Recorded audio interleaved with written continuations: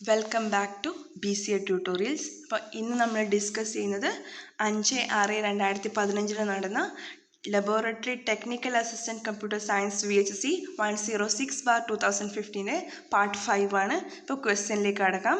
First question, free store operators in C++ are option A plus and minus, option B new and delete, option C star and division and option D array and structure. അപ്പോൾ ഇതിൻ്റെ answer എന്ന് പറയുന്നത് new and delete ആണ്. എന്താണ് free store operators എന്ന് പറഞ്ഞു കഴിഞ്ഞാൽ?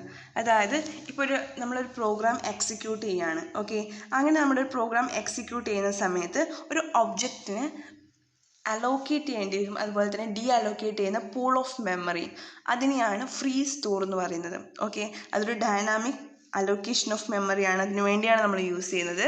അപ്പോൾ അതിന് അലോക്കേറ്റ് ചെയ്യാൻ നമ്മൾ യൂസ് ചെയ്യുന്ന ഓപ്പറേറ്ററാണ് new operator.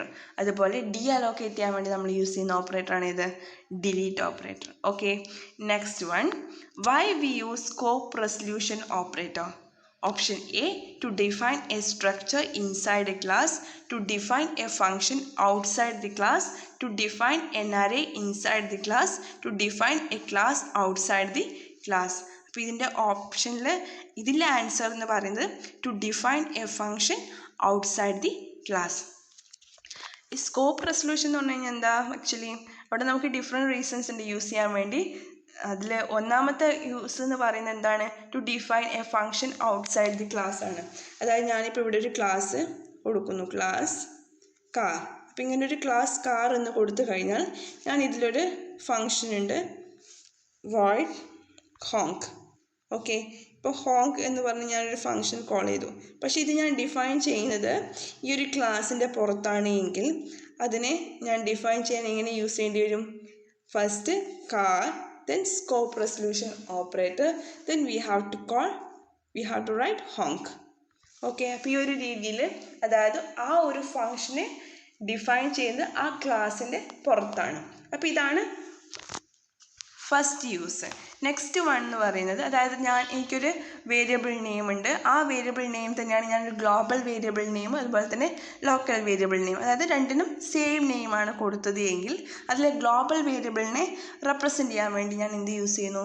Scope resolution use ചെയ്യുന്നു.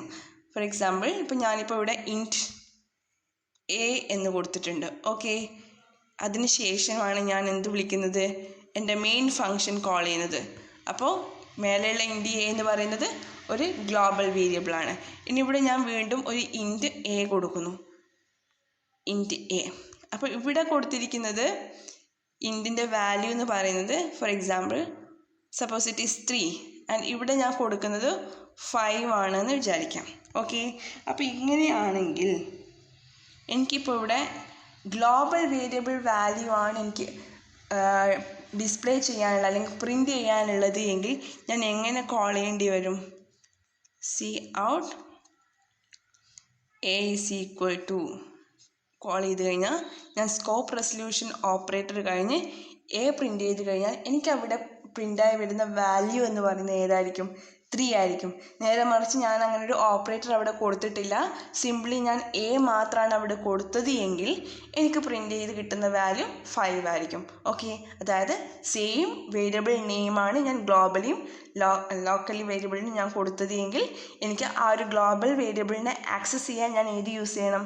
സ്കോപ്പ് റെസല്യൂഷൻ ഓപ്പറേറ്റർ യൂസ് ചെയ്യണം. അതാണ് സെക്കൻഡ് വൺ. തേർഡ് വൺ എന്ന് പറയുന്നത്, ഞാനിപ്പോൾ ഒരു ആൻസിസ്റ്റർ ക്ലാസ് ഉണ്ട്. ഓക്കെ, രണ്ട് ആൻസിസ്റ്റർ ക്ലാസ് ഉണ്ടെങ്കിൽ ആ രണ്ട് ക്ലാസ്സിനും സെയിം നെയിം ഓഫ് വേരിയബിൾസ് ആണ്. ഇപ്പോൾ ഫോർ എക്സാമ്പിൾ ഇപ്പോൾ മദർ, ഓക്കെ, ക്ലാസ് മദർ ഉണ്ട്, അതുപോലെ ക്ലാസ് ഫാദർ ഉണ്ട്. ഓക്കെ, രണ്ടിനും ഏത് ഫീച്ചർ ഉണ്ടായിരിക്കും? ഒരു നെയിം എന്ന് പറയുന്ന അല്ലെങ്കിൽ ഒരു ഏജ് എന്ന് പറഞ്ഞൊരു ഫീച്ചർ ഉണ്ടായിരിക്കും. അപ്പോൾ ആ രണ്ട് ഫീച്ചേഴ്സിനും എനിക്ക് ഇപ്പോൾ ഒരു പുതിയതായിട്ടൊരു ചൈൽഡ് ക്ലാസ് ഉണ്ട് എങ്കിൽ അതിൽ എനിക്ക് രണ്ടിനെ ആക്സസ് ചെയ്യണം. അതായത് മദറിൻ്റെ നെയിമും അതുപോലെ തന്നെ ഫാദറിൻ്റെ നെയിമും ആക്സസ് ചെയ്യണമെന്നുണ്ടെങ്കിൽ എനിക്ക് എങ്ങനെ കൊടുക്കാം? മദർ കഴിഞ്ഞ് scope resolution operator then name. Okay, അതുപോലെ father scope resolution operator then name. അപ്പോൾ എനിക്ക് ഈ രണ്ട് വേരിയബിൾസിനെ എനിക്ക് എന്ത് ചെയ്യാൻ വേണ്ടി പറ്റും?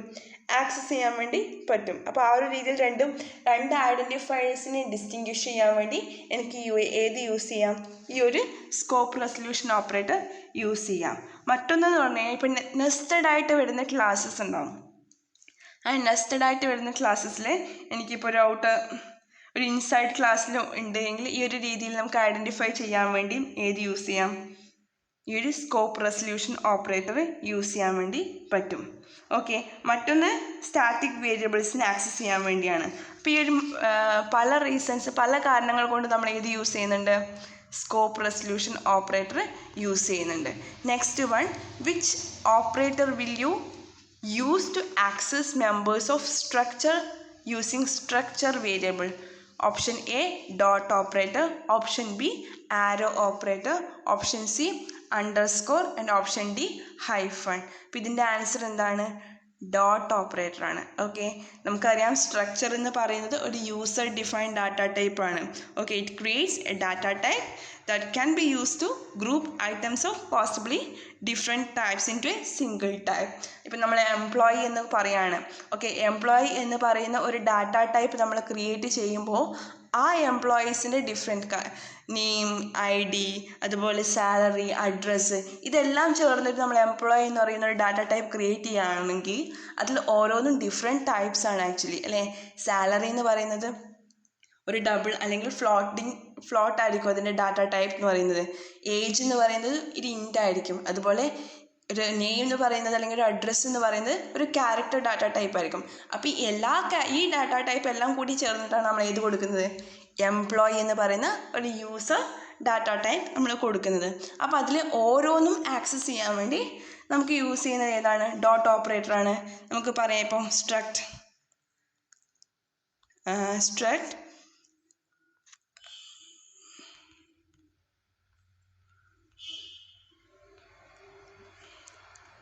എംപ്ലോയി ആണ് എങ്കിൽ ഈ എംപ്ലോയിയിൽ ഇപ്പം ക്യാരക്ടർ നെയിം ഉണ്ട്. ഓക്കെ, അതുപോലെ ഏജ്, സപ്പോസ് ഞാൻ ഇത്രയും ഞാൻ കൊടുക്കുന്നുള്ളൂ എങ്കിൽ ഇത് എനിക്കിപ്പം പേര് കൊടുക്കാം അല്ലെങ്കിൽ പേര് കൊടുക്കാതിരിക്കാം. ഇപ്പം ഞാനിപ്പോൾ ഇവിടെ പേര് കൊടുത്തിട്ട് തന്നെയാണ് ചെയ്യുന്നതെങ്കിൽ എനിക്ക് ഈ രീതിയിൽ കൊടുക്കാവുന്നതേ ഉള്ളൂ. അപ്പം ഇങ്ങനെ കൊടുത്തു കഴിഞ്ഞാൽ ഈ ഡോട്ട് നെയിം എന്നുള്ള രീതിയിൽ ഈ dot name is equal to എന്ന് പറഞ്ഞാൽ എനിക്കൊരു പേര് ഇവിടെ കൊടുക്കാം. ഓക്കെ, ആ ഒരു രീതിയിൽ എനിക്ക് എന്ത് ചെയ്യാം? ഓരോ മെമ്പേഴ്സിനെ എനിക്ക് ആക്സസ് ചെയ്യാം. ആ ഒരു സ്ട്രക്ചറിൽ ഓരോ മെമ്പേഴ്സിന് ഇപ്പോൾ ഏജ് എന്നുള്ള രീതിയിൽ അങ്ങനെ ഓരോ മെമ്പേഴ്സിനും എനിക്ക് ആക്സസ് ചെയ്യാം. ഇനിയിപ്പോൾ ഞാനിപ്പോൾ ഇവിടെ എന്ന് ഇവിടെ കൊടുക്കുന്നില്ല എങ്കിൽ എനിക്ക് താഴെ എന്ത് കൊടുക്കേണ്ടി വരും? സെപ്പറേറ്റ് ആയിട്ട് സ്ട്രക്ട് എന്ന് കൊടുക്കേണ്ടി വരും. അപ്പോൾ അത് നിങ്ങൾ സ്ട്രക്ചർ ഒന്ന് കാര്യമായിട്ടൊന്ന് നോക്കാം. ദെൻ ഈ സ്ട്രക്റ്റിൻ്റെ കേസിൽ വേറെ പറയുന്നത് അരേസിൽ തന്നെ നമുക്ക് സ്ട്രക്ചർ അരേ പോസിബിൾ ആണ്. അതായത് എംപ്ലോയിയുടെ കേസിൽ ഒരു 10 എംപ്ലോയീസിന് നമുക്ക് ആ ഒരു രീതിയിൽ കോൾ ചെയ്യാൻ വേണ്ടി പറ്റും. ദെൻ ഈ ഇപ്പോൾ നെയിം, ഏജ് ആ ഒരു രീതിയിൽ നമുക്ക് ആദ്യം ഓർഡറിലല്ല കൊടുക്കുന്നത് എങ്കിൽ ആ ഒരു രീതിയിൽ നമുക്കതിനെ ഡിഫൈൻ ചെയ്യാൻ പറ്റും. ഓക്കെ, അപ്പോൾ ഇവിടെ ഈ ഡോട്ടിന് നമ്മൾ പറയുന്ന പേരാണ് structure member operator. Structure member operator.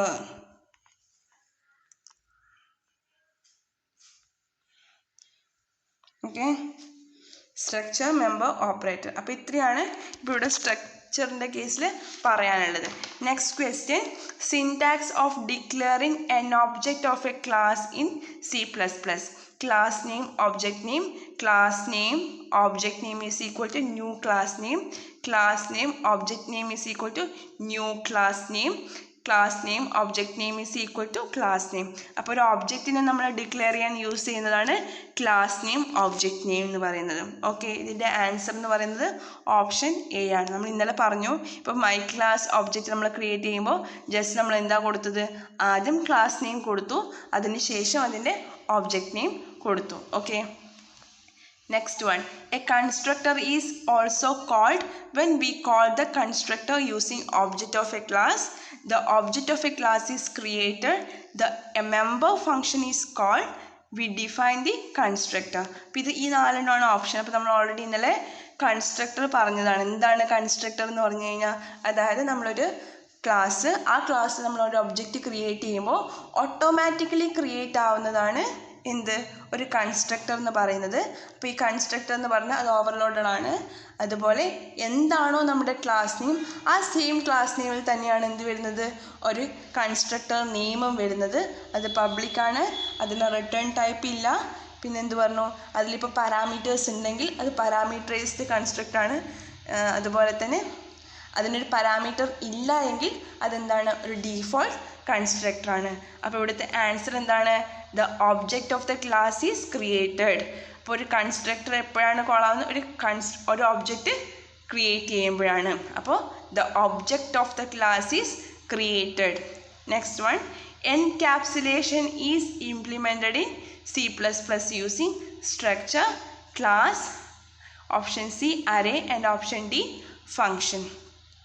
അപ്പോൾ ഒരു എൻകാപ്സുലേഷൻ ഇംപ്ലിമെൻ്റ് ചെയ്യുന്നത് ക്ലാസ് യൂസ് ചെയ്താണ്. എന്തായിരുന്നു എൻകാപ്സുലേഷൻ എന്ന് പറഞ്ഞു കഴിഞ്ഞാൽ, റാപ്പിംഗ് അപ്പ് ഓഫ് ഡാറ്റ അല്ലേ. അതായത് നമ്മുടെ ഡാറ്റ അതുപോലെ ഫങ്ഷൻസ് ഇതെല്ലാം ഉൾക്കൊള്ളിച്ചതാണ് നമ്മുടെ ക്ലാസ് എന്ന് പറയുന്നത്.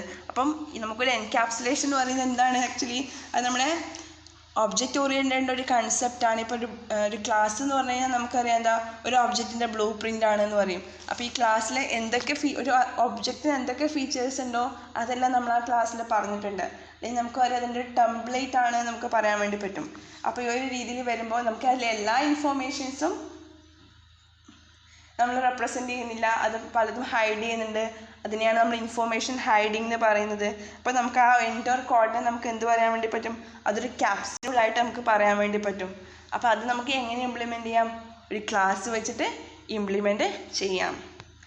Next one, which simple is used for commenting in C++. അപ്പോൾ ഏതൊക്കെയാണ് യൂസ് ചെയ്യുക, ഇതിൻ്റെ ഓപ്ഷൻ എന്ന് പറയുന്നത് ആൻസർ എന്ന് പറയുന്നത് ഡി ആണ്. അതായത് എയും നമുക്ക് യൂസ് ചെയ്യാം, ബിയും യൂസ് ചെയ്യാം അല്ലേ. അതായത് കമൻറ്റിംഗ് എന്ന് പറയുന്നത് എന്താ, നമ്മുടെ ഒരു പ്രോഗ്രാമിംഗ് ലാംഗ്വേജ് നമുക്ക് ഡോക്യുമെൻറ്റേഷൻ യൂസ് ചെയ്യാം, അല്ലെങ്കിൽ അതിൽ ഓരോ സോഴ്സ് കോഡും ഐഡൻറ്റിഫൈ ചെയ്യാൻ വേണ്ടി അത് എക്സ്പ്ലെയിൻ ചെയ്യാൻ വേണ്ടി യൂസ് ചെയ്യുന്നതാണ് ഒരു കമൻറ്റ് എന്ന് പറയുന്നത്. അതിന് സിംഗിൾ ലൈൻ കമൻറ്റും ഉണ്ട്, അതുപോലെ തന്നെ മൾട്ടി ലൈൻ കമൻസും ഉണ്ട്. ഓക്കെ, ഈ ഡബിൾ സ്ലാഷ് എന്ന് പറയുന്നത് സിംഗിൾ ലൈൻ കമൻ്റാണ്. ഈ ഒരു ഡബിൾ സ്ലാഷ് കൊടുത്ത് നമുക്കൊരു സിംഗിൾ ലൈൻ കമൻറ്റ് എഴുതാം. അതിൽ ലാസ്റ്റ് ഇപ്പോൾ സപ്പോസ് ബാക്ക് സ്ലാഷ് ആണെങ്കിൽ നമുക്ക് നെക്സ്റ്റ് ലൈനിലേക്ക് പോകാൻ വേണ്ടി പറ്റും, അതും കൂടെ കണ്ടിന്യൂ ചെയ്യാൻ വേണ്ടി പറ്റും. പക്ഷേ നമ്മൾ മൾട്ടി ലൈൻ കമൻറ്റ് എന്ന് പറഞ്ഞു കഴിഞ്ഞാൽ നമ്മൾ ഈ ഒരു രീതിയിൽ സ്റ്റാർട്ട് ചെയ്തു. ഓക്കെ, സ്ലാഷ് സ്റ്റാർട്ടാണ് നമ്മുടെ സ്റ്റാർട്ടിങ്. അത് കഴിഞ്ഞ് നമുക്ക് എവിടെയാണോ എൻഡ് ചെയ്യേണ്ടത് അവിടെ നമ്മൾ എന്ത് കൊടുത്താൽ മതി, സ്റ്റാർ സ്ലാഷ് കൊടുത്താൽ മതി. ഓക്കെ, അപ്പോൾ ആ ഒരു രീതിയിലാണ് ഒരു മൾട്ടി ലൈൻ കമൻറ്റ്സ് വരുന്നത്. അപ്പോൾ ഈ രണ്ടും നമ്മുടെ ഓപ്ഷനിലുണ്ട്. അതുകൊണ്ട് നമ്മുടെ ആൻസർ എന്ന് പറയുന്നത് both A and B. Next one, define function overloading. Same signature with different function name, same function name with same parameter list, same return type with different function name, same function name with different signature. ഇപ്പോൾ ഒരു function overloading എന്ന് പറഞ്ഞു കഴിഞ്ഞാൽ ഇപ്പോൾ same function name അതുപോലെ different arguments അല്ലെങ്കിൽ parameters ആണെങ്കിൽ അതിനെയാണ് ഒരു ഫങ്ഷൻ ഓവർലോഡിംഗ് എന്ന് പറയുന്നത്. ഫോർ എക്സാമ്പിൾ ഇപ്പോൾ നമുക്കൊരു ഏരിയ എന്ന് പറഞ്ഞു കഴിഞ്ഞാൽ, ഏരിയ ഒരു സർക്കിളിനൊരു ഏരിയ ഉണ്ട്, അല്ലെങ്കിൽ ഒരു റെക്റ്റാങ്കിളിനൊരു ഏരിയ ഉണ്ട്, സ്ക്വയറിനൊരു ഏരിയ ഉണ്ട്. എല്ലാത്തിൻ്റെയും നെയിം എന്ത് തന്നെയാണ്, ഏരിയ തന്നെയാണ്. പക്ഷെ അതിലേക്ക് വരുന്ന പാരാമീറ്റേഴ്സ് എന്താണ്, ഡിഫറെൻ്റ് ആണ്. ഒരു സർക്കിൾ എന്ന് പറഞ്ഞു കഴിഞ്ഞാൽ നമുക്ക് അവിടെ റേഡിയസ് മാത്രം മതി, അപ്പോൾ ഇൻറ്റ് ആർന്ന് മാത്രം നമുക്കവിടെ കൊടുത്താൽ മതി. ഓക്കെ, നേരെ മറിച്ച് ഒരു റെക്റ്റാങ്കിൾ ആണെങ്കിൽ അല്ലെങ്കിൽ ഒരു റെക്റ്റാങ്കിൾ ആകുമ്പോൾ നമുക്ക് അവിടെ എന്തൊക്കെ വരും, രണ്ട് പാരാമീറ്റേഴ്സ് വരും, ലെങ്ത്തും വരും അതുപോലെ തന്നെ ബ്രെഡ്ത്തും വരും. അപ്പോൾ ഈ ഒരു രീതിയിൽ നമുക്ക് ഡിഫറെൻറ്റ് പാരാമീറ്റേഴ്സ് യൂസ് ചെയ്തുകൊണ്ട് നമുക്ക് റെപ്രസെൻറ്റ് ചെയ്യാൻ വേണ്ടി പറ്റും. ഓക്കെ, ഇത് ഡിഫറെൻറ്റ് പാരാമീറ്റേഴ്സ് എന്ന് പറയുമ്പോൾ അത് ആ ഒരു രീതിയിൽ തന്നെ വരണമെന്നില്ല, ഡിഫറെൻറ്റ് ഡാറ്റ ടൈപ്പും വരുന്ന കേസസ് ഉണ്ട്. ഇപ്പോൾ നമുക്ക് പ്രിൻറ്റ് ചെയ്യാനുള്ളൊരു ഓപ്ഷൻ ആണെങ്കിൽ നമുക്ക് പ്രിൻറ്റ്, ഇപ്പോൾ നമുക്ക് ഇൻറ്റ് എ എന്ന് പറഞ്ഞ് ഞാൻ പ്രിൻറ്റ് ചെയ്യുന്നു, അതുപോലെ പ്രിൻറ്റ് ഇപ്പോൾ ഡബിൾ ആണ് അല്ലെങ്കിൽ ക്യാരക്ടർ ആണെങ്കിൽ ക്യാരക്ടർ എസ്. ഇപ്പോൾ ഈ ഒരു രീതിയിൽ എനിക്ക് രണ്ടും ഡിഫറെൻറ്റ് പാരാമീറ്റേഴ്സ് ആണ്, പക്ഷെ എന്താ സെയിം നെയിമാണ്. അപ്പോൾ ഈ ഒരു രീതിയിൽ വരുന്നതാണ് ഒരു ഫങ്ഷൻ ഓവർലോഡിംഗ് എന്ന് പറയുന്നത്. അപ്പോൾ ഇത് എന്തിൻ്റെ എക്സാമ്പിളാണ്, പോളിമോർഫിസത്തിൻ്റെ എക്സാമ്പിളാണ്. ഓക്കെ, അപ്പോൾ ഇതിൻ്റെ ആൻസർ എന്താ, the same function name with different signature. Okay, Next one, which one of the following is multiple inheritance? A child class derived from another child of a parent class, a parent class with more than one child, a child with more than one parent, more than one type of inheritance is included. അപ്പോൾ ഇതിൻ്റെ answer എന്താ വരിക? ഇപ്പോൾ നമുക്ക് ഇതിൽ ഓരോ options എന്താണെന്ന് നോക്കാം.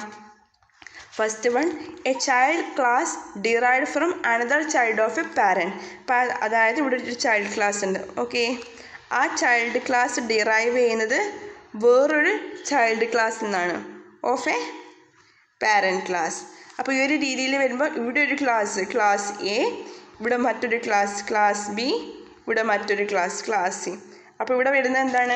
ഒരു മൾട്ടി ലെവൽ ഇൻഹെറിറ്റൻസ് ആണ് വരുന്നത് അല്ലേ. ഒരു ക്ലാസ് ഇതെന്ന് പറയുന്നത് എന്താണ്? ഒരു ചൈൽഡ് ക്ലാസ് ആണ്, ഇതും ഒരു ചൈൽഡ് ക്ലാസ് ആണ്. ഈ ഒരു ചൈൽഡ് ക്ലാസ് ഡിറൈവ് ചെയ്തിരിക്കുന്നത് ഈ ഒരു ചൈൽഡ് ക്ലാസ് ആണ്, ഓഫ് എ പാരൻറ്റ് ക്ലാസ്. അപ്പോൾ ഇതെന്താണ്? ഇതൊരു മൾട്ടി ലെവൽ ഇൻഹെറിറ്റൻസ് ആണ്. ഇനി നെക്സ്റ്റ് വൺ എന്താ? A parent with more than one child. A parent with more than one child. അപ്പോൾ ഈ ഒരു രീതിയിലാണ് രണ്ടാമത്തെ ഓപ്ഷൻ വരുന്നത്. അപ്പോൾ ഇവിടെ ക്ലാസ് എ ഉണ്ട്, ഇവിടെ ക്ലാസ് ബി ഉണ്ട്, ഇവിടെ ക്ലാസ് സി ഉണ്ട്. അപ്പോൾ ഇതാണൊരു ഹയറാർക്കിക്കൽ ഇൻഹെറിറ്റൻസ് എന്ന് പറയുന്നത്. അതായത് ഒരു പാരൻറ്റിന് ഒന്നിൽ കൂടുതൽ ചൈൽഡ് ക്ലാസ്സസ് ഉണ്ടെങ്കിൽ അതിനെ ഹയറാർക്കിക്കൽ ഇൻഹെറിറ്റൻസ് എന്ന് പറയും. അപ്പോൾ നമ്മുടെ ക്വസ്റ്റ്യൻ എന്തായിരുന്നു? മൾട്ടിപ്പിൾ ഇൻഹെറിറ്റൻസ് ആണ് അല്ലേ. ഇപ്പോൾ next, A Child with more than one parent. A Child with more than one parent. Okay, ഇതാണ് മൂന്നാമത്തെ ഓപ്ഷൻ. അപ്പോൾ ഇതാണ് എന്ത്? ആക്ച്വലി മൾട്ടിപ്പിൾ ഇൻഹെറിറ്റൻസ് എന്ന് പറയുന്നത്. ഓക്കെ, ഇത് ക്ലാസ് എ, ഇത് ക്ലാസ് ബി. ഈ രണ്ട് ക്ലാസ്സിൻ്റെയും ബിഹേവിയർ ഏതിനുണ്ട്? ക്ലാസ് സിക്ക് ഉണ്ട്. അപ്പോൾ ഇതാണ് മൾട്ടിപ്പിൾ ഇൻഹെറിറ്റൻസ്. നാലാമത്തത് എന്താ? More than one type of inheritance is included. അതായത് ഒന്നിൽ കൂടുതൽ ടൈപ്പ് ഇൻഹെറിറ്റൻസ് ഉണ്ടെങ്കിൽ അതിനെയാണ് ഹൈബ്രിഡ് ഇൻഹെറിറ്റൻസ് എന്ന് പറയുന്നത്. ഫോർ എക്സാമ്പിൾ, ഇപ്പോൾ ഞാനിപ്പോൾ ഇവിടെ ക്ലാസ്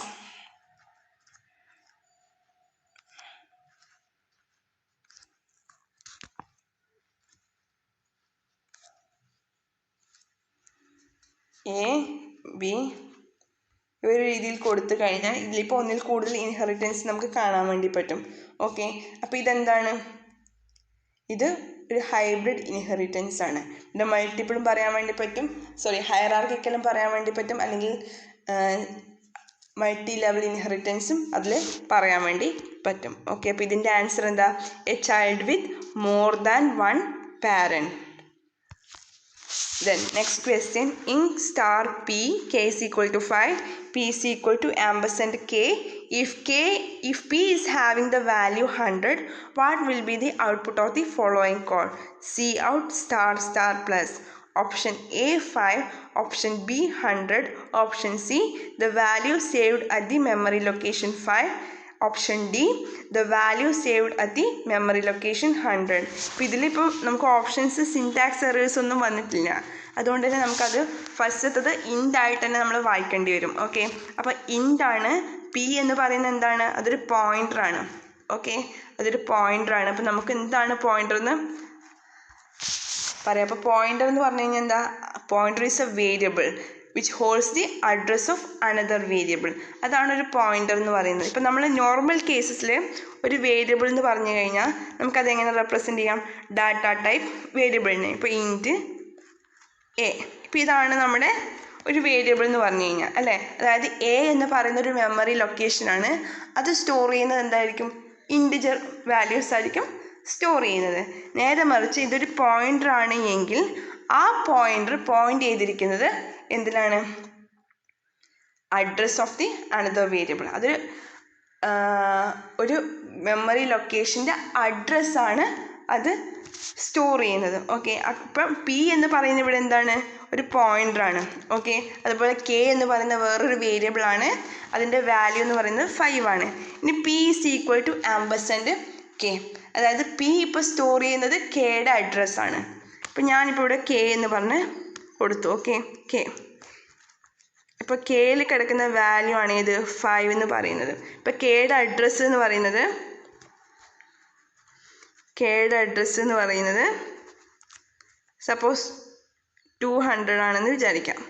ഓക്കെ, കെയുടെ അഡ്രസ്സ് 200 ആണ്. ദെൻ ഇവിടെ പി എന്ന് പറയുന്നൊരു പോയിൻ്റ് ഉണ്ട്. P is having value 100. Then what will be the output of the following code. ഇപ്പോൾ പിയുടെ വാല്യൂ 100 ആണ് എങ്കിൽ ആ പി പോയിന്റ് ചെയ്തിരിക്കുന്ന ഏതിലേക്കാണ്? കെയിലേക്കാണ്. അപ്പോൾ കെയുടെ വാല്യൂ എന്തായിരിക്കും? കെയുടെ വാല്യൂ 100 ആയിരിക്കും. കാരണം പി പോയിന്റ് ചെയ്തിരിക്കുന്ന ഏതിലേക്കാ? കെയിലേക്കാണ് പോയിന്റ് ചെയ്തിരിക്കുന്നത്. അപ്പോൾ കെയുടെ മെമ്മറി ലൊക്കേഷൻ എന്ന് പറയുന്നത് 100 ആണ്. അതാണ് ഇവിടെ കൊടുത്തിരിക്കുന്ന പിയുടെ വാല്യൂ എന്ന് പറയുന്നത്.